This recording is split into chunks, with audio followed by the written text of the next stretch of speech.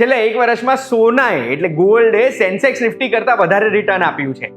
આ રિટર્ન શું કન્ટિન્યુ રહેશે? રોજ જે ચેક કરીએ એમ ભાવ વધતો રહેશે કે ભાવ કોન્સ્ટન્ટ થશે કે ક્રેશ આવશે? હિસ્ટ્રી આપણને શું શીખવે છે અને આગળ આપણે શું એક્સપેક્ટ કરી શકીએ? એનો જો જવાબ જોઈતો હોય તેના માટે ધ્યાનથી સાંભળજો. હું તમને એક વાત કહું.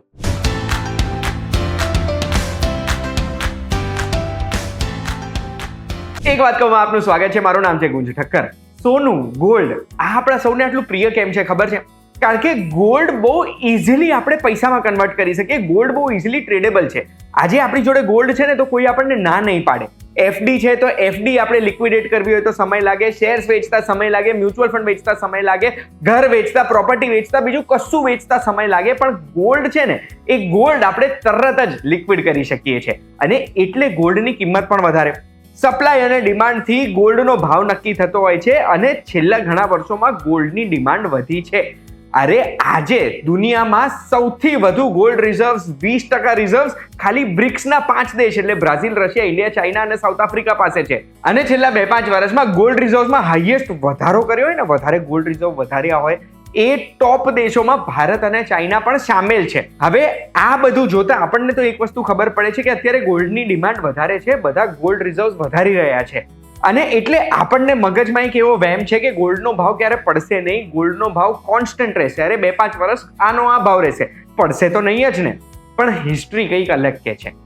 ભારતમાં ગોલ્ડના રેટની અગર જો આપણે વાત કરીએ ને તો એપ્રિલ 2020 પછી ગોલ્ડનો ભાવ જે 55,000 હતો એ 44,000 થઈ ગયો. માર્ચ 2021 સુધી એટલે લગભગ 20% ઘટાડો આવ્યો છે અને એપ્રિલ 2020 સુધીના લેવલ્સે પહોંચતા એટલે 55,000 લેવલે પહોંચતા 2022ની ડિસેમ્બર આવી ગઈ એટલે લગભગ 2 વર્ષ જેવો ભાવ ઘટેલો રહ્યો. એના પછી હજુ આપણે પાસ્ટમાં જઈશું તો 2016માં આવો ને આવો 15% ઘટાડો આવ્યો હતો.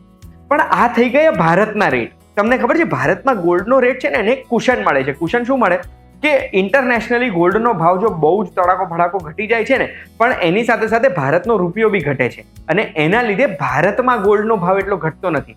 બાકી આપણે યુએસ ડોલર સાથે કમ્પેર કરીએ ને તો યુએસ ડોલરના ભાવ પ્રમાણે અગર જોઈએ તો 2011માં 45% ભાવ ઘટાડો આવ્યો હતો.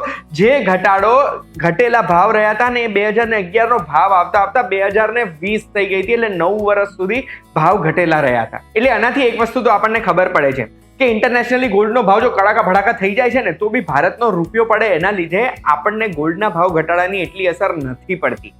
અને અત્યારે દુનિયાભરના દેશો ગોલ્ડના રિઝર્વ્સ વધારી રહ્યા છે કારણ કે અત્યારે ઇન્ટરનેશનલી બહુ ટેન્શનો ચાલી રહી છે યાર. એટલે આમ ન્યૂ વર્લ્ડ ઓર્ડર સ્થાપિત થઈ રહ્યો હોય એવું દેખાય છે. અમેરિકાના પ્રભુત્વ ઘટી રહ્યું છે, એશિયા તરફ એ પ્રભુત્વ આવી રહ્યું છે. એના સિવાય ટેરિફ વોર શરૂ થઈ ગયા છે.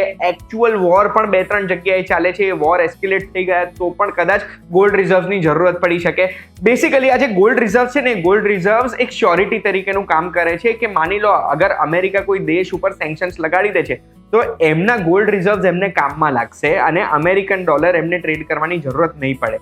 એટલે આ જે આખું મેં રિસર્ચ કર્યું ને એનાથી મને ખબર છે શું ખબર પડે છે કે એવું જરૂરી નથી કે ગોલ્ડના ભાવ પડતા નથી પણ એની સામે અત્યારે વર્લ્ડમાં જે અનસર્ટેનિટી છે એ અનસર્ટેનિટીના લીધે ગોલ્ડના ભાવ વધી રહ્યા છે એ આપણને કારણ પણ ખબર પડી ગઈ. અહીંયાથી આગળ શું થાય છે એ તો હું તો શું કોઈ 100 વર્ષ ભણેલો ટ્રેડર પણ આપણને ના કહી શકે કારણ કે આ પ્રિડિક્ટ કરવું નામુમકિન છે. પણ આ વિડીયો જોઈને તમને આ ગોલ્ડના ભાવમાં આગળ શું થઈ શકે છે એ ખબર પડી ગઈ હોય ને તો મને કમેન્ટમાં કહેજો, મને ગમશે. આવી માહિતી જોવી ગમે છે તો એક વાત કહું, જોતા રહેજો. આપણે ફરી મળીશું.